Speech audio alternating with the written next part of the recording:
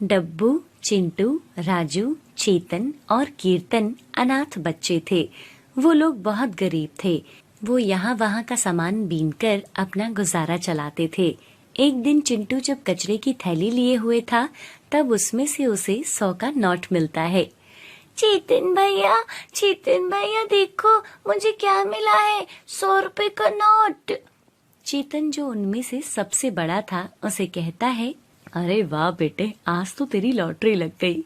आज हम कुछ अच्छा खाएंगे। ला दे पैसे मुझे, कहीं तो गिरा ना दे। नहीं भैया, ये पैसे मैं आपको नहीं दूंगा। क्रिसमस आने वाला है और मैं क्रिसमस के लिए अपने लिए कुछ सामान खरीदना चाहूंगा। चिंटू बेटा, तू इतना बड़ा कब हो गया? अभी से इतनी समझदारी की बातें करने लगा। मैं तो तुझे बिल्कुल अनाड़ी समझता था, लेकिन तू तो खिलाड़ी निकला।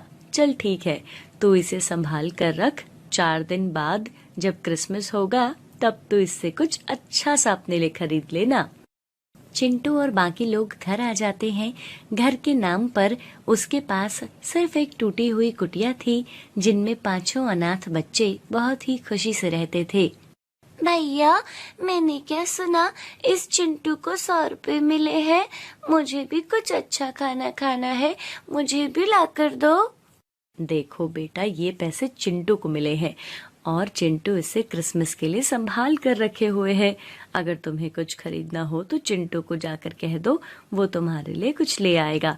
लेकिन उन पैसों को मांगो मत, क्योंकि वो चिंटू के पैसे है। हाँ कीर्तन मेरे भाई, तुम्हें जो चाहिए मुझे बोलो, मैं तुम्हारे लिए वो खरीद लूंगा। अगर ऐसी बात है चिंटू भैया, तो मुझे एक घड़ी चाहिए। मैं बार बार वक्त भूल जाता हूँ। क्रिसमस पर तुम मुझे एक घड़ी ला देना। हाँ मेरे भाई, मैं जरूर तुम्हारे लिए एक घड़ी ला कर दूंगा।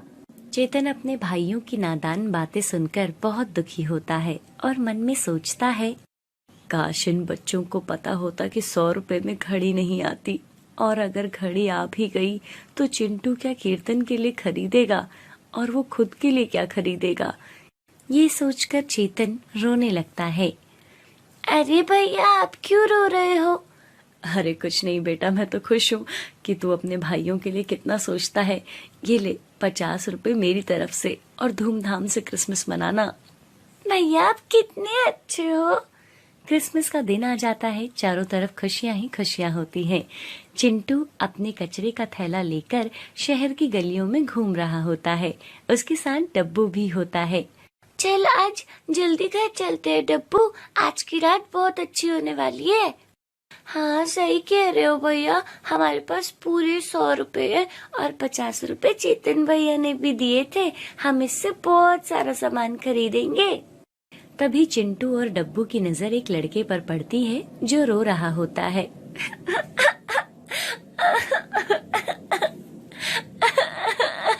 अरे ये कौन है?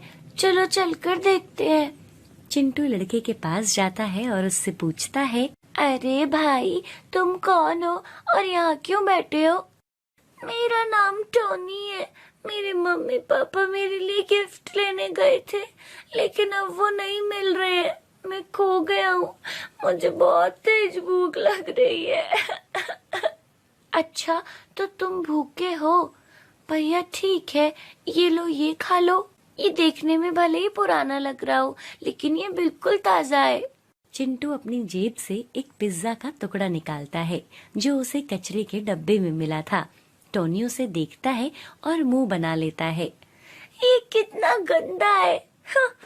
मैं नहीं खा सकता, मुझे तो नया वाला पिज्जा चाहिए। और टोनी रोने लगता है। मुझे नया पिज्जा चाहिए। अरे तुम रो क्यों रहे हो? आज क्रिसमस का त्योहार है, आज के दिन कौन रोता है भला? मुझे भूख लग रही है, मैं ये गंदा पिज्जा नहीं खाऊंगा। मुझे नया पिज्जा चाहिए। ठीक है, पिज्जा की दुकान पर जाकर देखते हैं। चिंटू और डब्बू पिज्जा की दुकान पर जाते हैं और उनसे पिज्जा का प्राइस पूछते हैं। अच्छा, तो तुम लोग पिज्जा खरीदने आए हो। पिज्जा पता भी है कितना महंगा होता है? हमारे पास पैसे हैं, हमें मत बताओ। कितने का है ये बोलो। 149 का है, सबसे सस्ता वाला। बोलो, खरीदोगे? चिंटू और डब्बू को हिसाब नहीं आता। अरे 149 कितने होते हैं चिंटू भैया? चिंटू अपने पैसे दुकानदार को दे देता है और कहता है, इतने में कितना आएगा और कितना वापस मिलेगा? इसमें पिज्जा तो आ जाएगा, लेकिन वापस कुछ नहीं मिलेगा। हाँ। वह अपनी जेब से 1 रुपए का सिक्का निकालता है। यही बचेगा तुम्हारे पास, बोलो, दे दूं? चिंटू उदास हो जाता है, लेकिन फिर वो टोनी की तरफ देखता है जो अभी भी रो रहा था। ठीक है, एक पिज्जा दे दो। लेकिन चिंटू भैया, हमारे क्रिसमस का क्या होगा? शायद हमारे नसीब में क्रिसमस मनाना नहीं है डब्बू, लेकिन हम इस बच्चे को भूखा नहीं रख सकते। चिंटू और डब्बू पिज्जा लेकर टोनी के पास आते हैं। टोनी पिज्जा देखकर बहुत खुश हो जाता है और उन लोगों को भी एक एक टुकड़ा खाने के लिए देता है। चिंटू भैया, नया वाला पिज्जा कितना अच्छा लगता है। हाँ भैया, तुम सही कह रहे हो। क्या तुम लोगों ने कभी भी नया वाला पिज्जा नहीं खाया? नहीं, पिज्जा बहुत महंगा आता है, बहुत ही ज्यादा महंगा। हमने जितने पैसे कमाए थे सब इस पिज्जा में लग गए। तो फिर तुम्हें पैसे खर्च नहीं करने चाहिए थे। नहीं, आज क्रिसमस है ना, आज तुम्हें भूखा कैसे छोड़ सकते थे हम लोग। तभी टोनी के माँ बाप आ जाते हैं। बेटा, तुम कहाँ चले गए थे? हम लोग तुम्हें ढूंढते ढूंढते कितने परेशान हो गए थे, पता भी है तुम्हें? और तुम ये किन भिखारियों के साथ बैठे हुए हो? चलो उठो यहाँ से। नहीं पापा, ये लोग भिखारी नहीं है। टोनी के पापा उसकी एक नहीं सुनते और उसे कार में बैठाकर ले जाते हैं। ये हमें भिखारी क्यों कह रहे थे भैया? पता नहीं, शायद हम इस तरह के कपड़े पहने हैं ना, इसलिए। तू टोनी का पिज्जा उठा और जेब में रख ले, खाने को बर्बाद नहीं करना चाहिए। चिंटू अपने घर आ जाता है और कीर्तन खुशी से नाचने लगता है। चिंटू भैया आ गए, चिंटू भैया आ गए।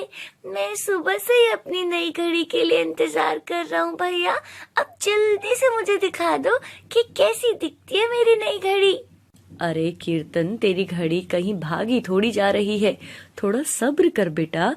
चिंटू, पहले तू हाथ मुंह धो ले, उसके बाद इन लोगों को इनके गिफ्ट्स दिखा देना। लेकिन चिंटू भैया तो कुछ नहीं लाए, वो तो पिज्जा खरीदने में ही सारे पैसे खर्च हो गए। क्या? कहाँ इतने सारे पैसों का पिज्जा खरीद लिया? मतलब जो ये सब बच्चे अपना गिफ्ट देखने के लिए बैठे हैं, उनके लिए कुछ नहीं खरीदा?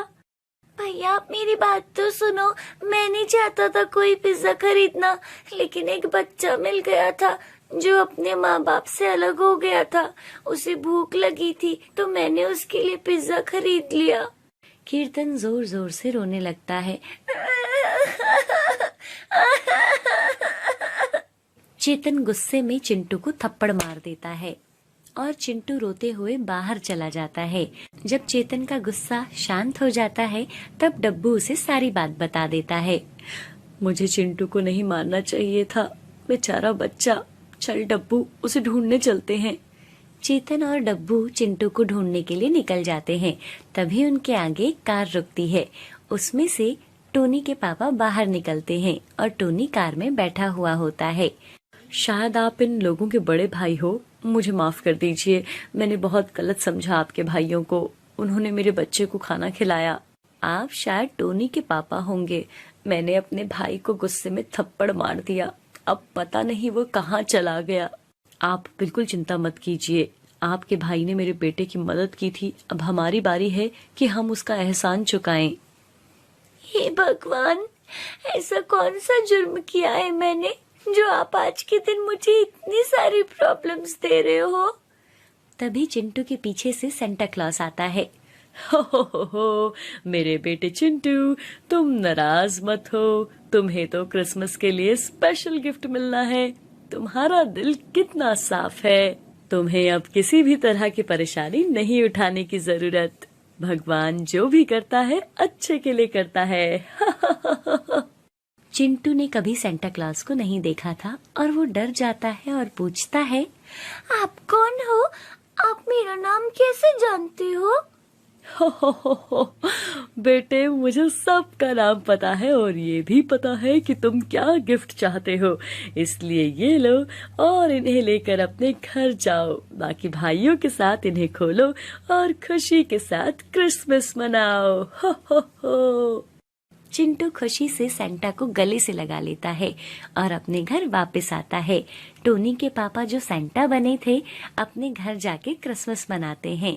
चिंटू को देखकर चेतन उसे गले से लगा लेता है और कहता है, मुझे माफ कर दो मेरे भाई, मैंने तुम पर हाथ उठाया। अंदर आओ, कुछ खा लो। चिंटू अंदर जाता है तो उसका घर क्रिसमस ट्री और कई सारी चीजों से सजा हुआ होता है और कीर्तन नई घड़ी लेकर उसे दिखाकर नाच रहा होता है। पिंकी और भानु 2 भाई बहन थे। उनका इस दुनिया में और कोई नहीं था। वे दोनों पूरा दिन भीख मांगते थे और यहाँ से जो कुछ मिलता था वही खाकर गुजारा करते थे। एक दिन की बात है, पिंकी और भानु भीख मांग रहे थे और वहाँ एक बड़े से होटल के वो पास जाते हैं जहाँ लोग खाना खा रहे थे। कुछ खाने को दे दीजिए, कल से कुछ नहीं खाया। बहुत भूख लगी है, कुछ खाने को दे दीजिए। तभी उनकी आवाज सुनकर होटल का मालिक बाहर आता है और गुस्से से उन बच्चों से बोलता है, पैसे दो और खाना ले जाओ, बिना पैसे के कुछ नहीं मिलता। हमारे पास तो 1 भी रुपया नहीं है, आप हमें थोड़ा सा खाना दे दीजिए। मेरे भाई को बहुत भूख लगी है। आप चाहो तो इसके बदले हम यहाँ काम कर सकते हैं, हमें सब काम आता है। अच्छा तो चलो, वो सामने बर्तन रखे हैं, उन्हें अच्छे से साफ कर दो, फिर तुम्हें खाना देता हूँ। पिंकी और भानु मालिक के कहे अनुसार बर्तन साफ करने लग जाते हैं और उन बर्तनों को अच्छे से साफ कर देते हैं। अंकल जी, हमने सारे बर्तन साफ कर दिए हैं, अब हमें खाना दे दीजिए। और वो मालिक बर्तन देखता है तो उन पर अभी भी सब्जी लगी हुई थी। ये बर्तन साफ किए हैं तुमने? ये देखो अभी भी गंदे हैं, सब्जी लगी है इन पर, कामचोर कहीं के, चलो भागो यहाँ से। और वो होटल का मालिक उन दोनों बच्चों को होटल से निकलवा देता है। दीदी, हमने तो सारे बर्तन अच्छे से किए थे, फिर वो गंदे कैसे रह गए? और उस अंकल ने हमें खाना भी नहीं दिया। क्या हुआ अगर थोड़ी सी सब्जी लगी थी? हमने फिर भी इतने सारे बर्तन साफ किए थे। कोई बात नहीं भानु, हम कहीं और खाना खा लेंगे, कोई ना कोई तो हमें खाना दे ही देगा।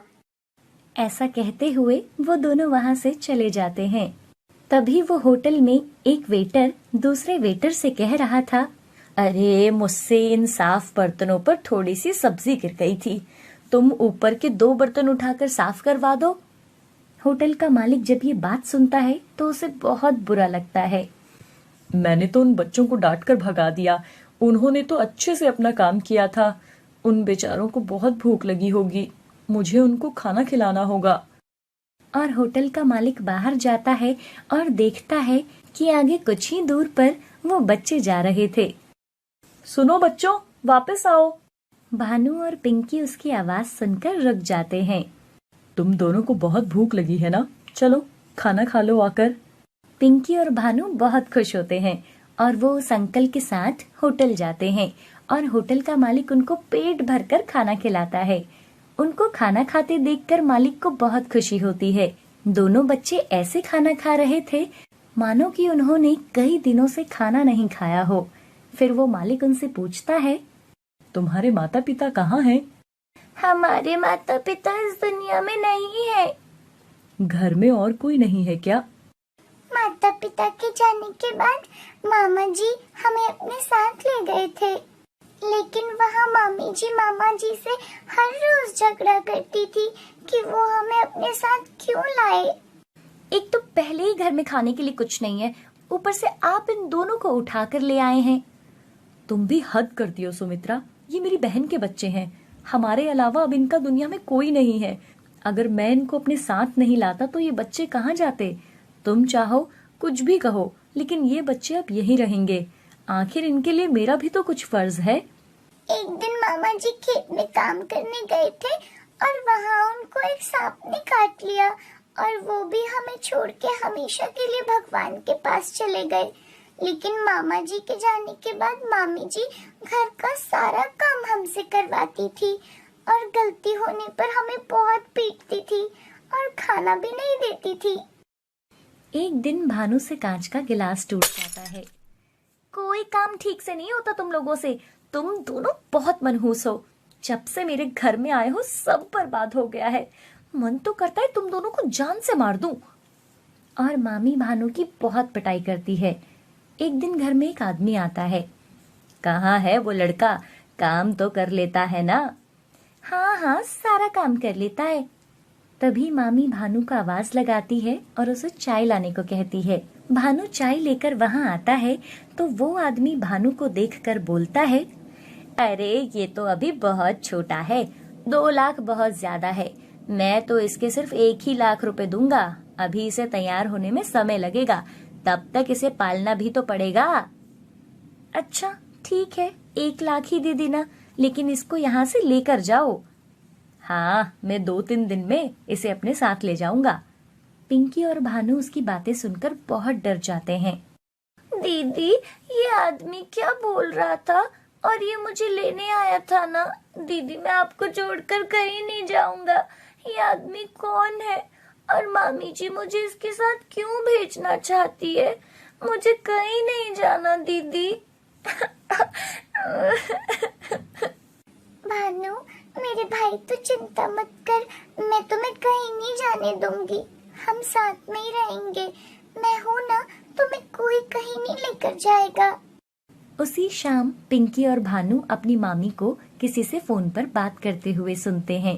मैं इस लड़की के पूरे 5 लाख रुपए लूंगी, इससे कम एक भी नहीं। घर का सारा काम करती है। आप कल पूरे पैसे लेकर आना और यहाँ से इसको ले जाना। पिंकी और भानु को सब समझ में आ गया था कि उसकी मामी पैसों के लिए उन दोनों बच्चों को बेच रही है।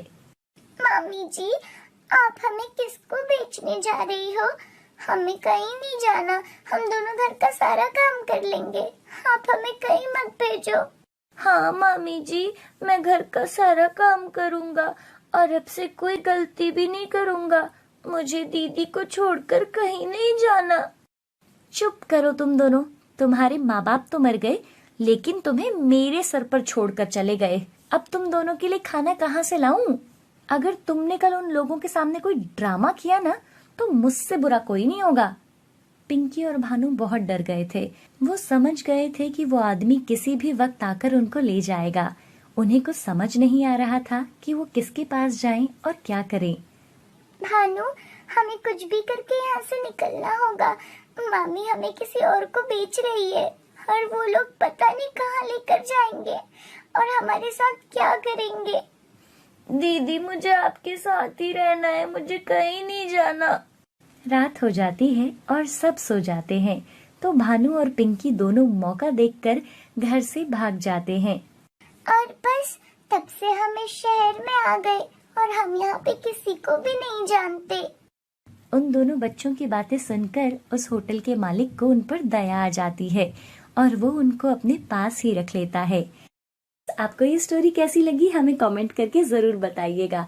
और हाँ, अगर आपको ये स्टोरी पसंद आई तो इसे लाइक कीजिए, शेयर कीजिए और हमारे चैनल को अगर अभी तक सब्सक्राइब नहीं किया है तो प्लीज इसे अभी सब्सक्राइब कर लीजिए। साथ ही दिए गए नोटिफिकेशन बेल की घंटी को भी दबा दीजिए ताकि जब भी कोई स्टोरी हम अपलोड करें उसका नोटिफिकेशन आपको सबसे पहले मिल सके।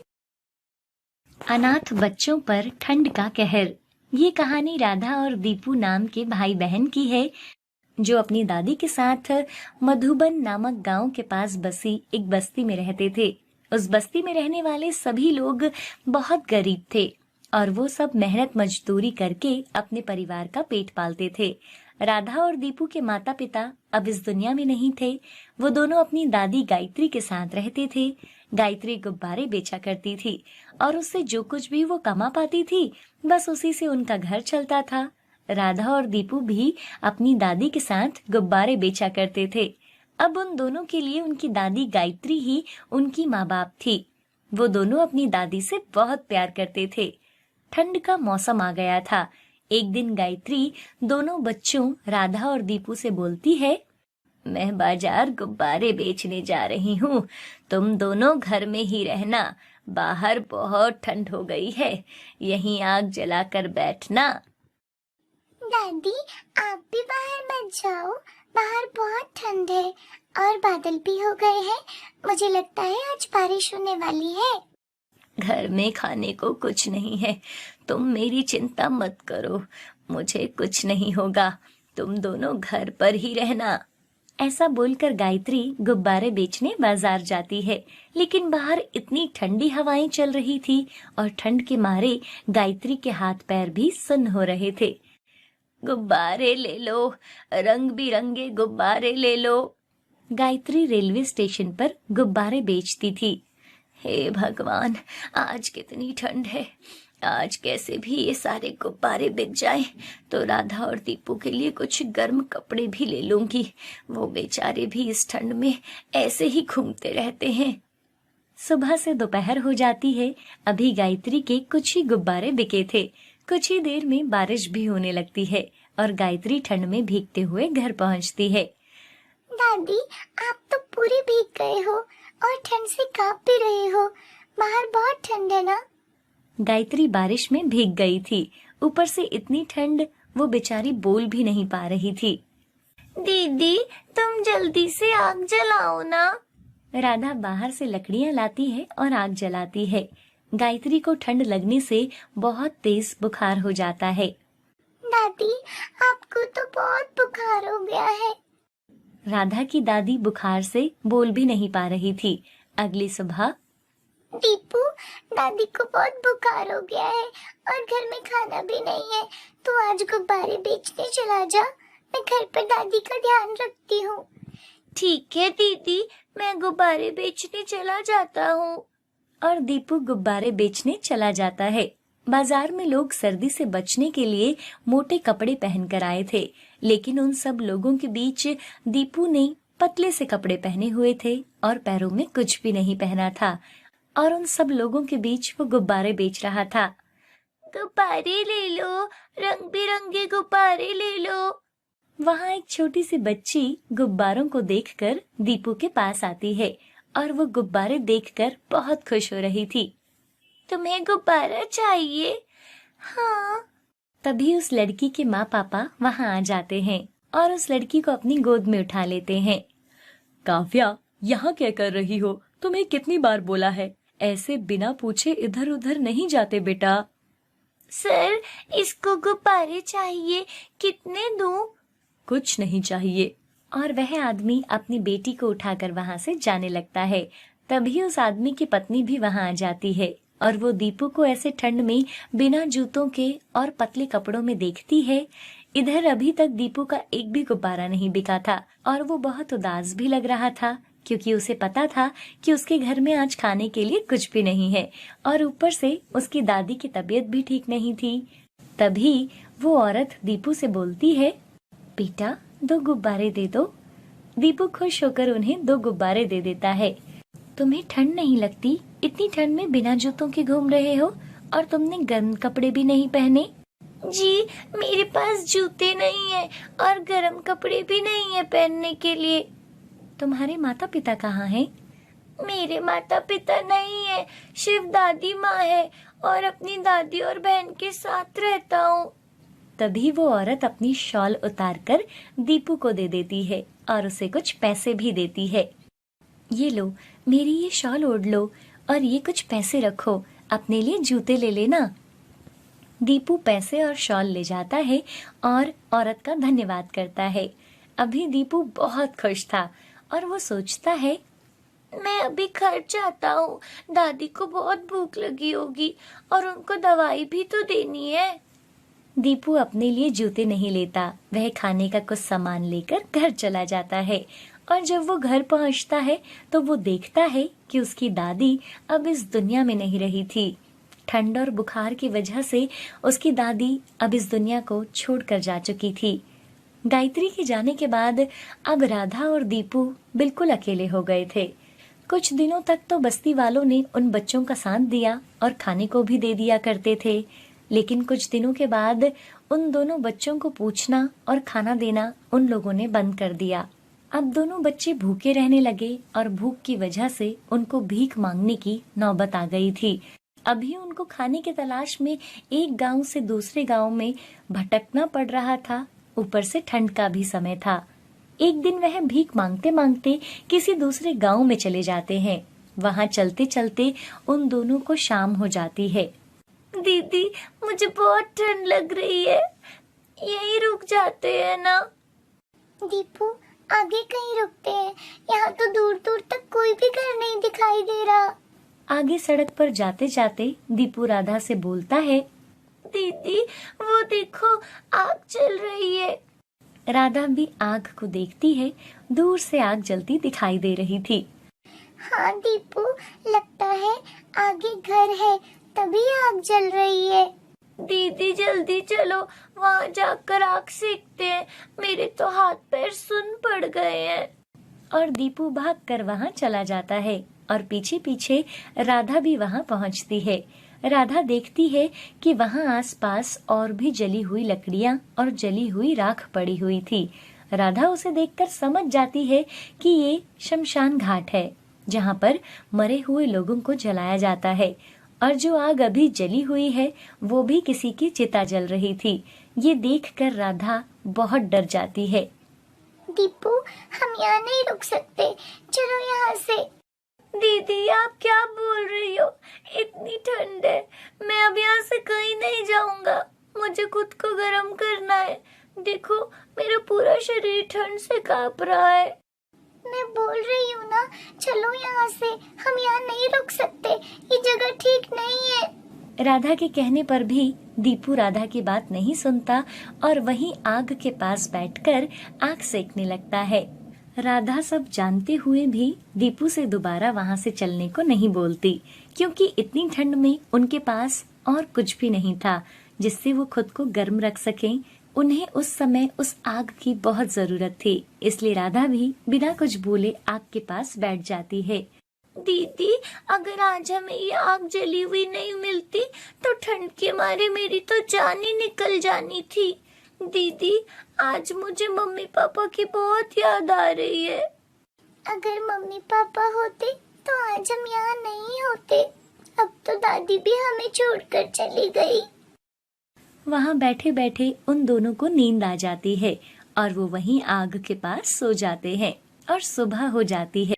तभी वहाँ से एक गाड़ी गुजरती है और उसमें बैठी एक औरत की नजर उन बच्चों पर पड़ जाती है। वह गाड़ी से उतरकर उन बच्चों के पास आती है। तुम दोनों यहाँ क्या कर रहे हो? तुम्हारा घर कहाँ है और तुम्हारे माँ बाप कहाँ हैं? राधा और दीपू सारी बात उस औरत को बताते हैं। तुम दोनों मेरे साथ चलो, मैं तुम्हें नए कपड़े और खाना दूंगी और तुम्हारे जैसे और भी बच्चे वहाँ होंगे जिनके साथ तुम पढ़ाई भी कर पाओगे। वो औरत एक एनजीओ चलाती थी और वो ऐसे बेसहारा बच्चों की मदद करती थी। फिर वो औरत उन दोनों बच्चों को अपने साथ वहाँ से ले जाती है और वहाँ और भी बच्चे थे जिनका इस दुनिया में कोई नहीं था। अब तुम दोनों यहाँ आराम से रह सकते हो, तुम्हें यहाँ सब कुछ मिलेगा और पढ़ने के लिए किताबें भी मिलेंगी।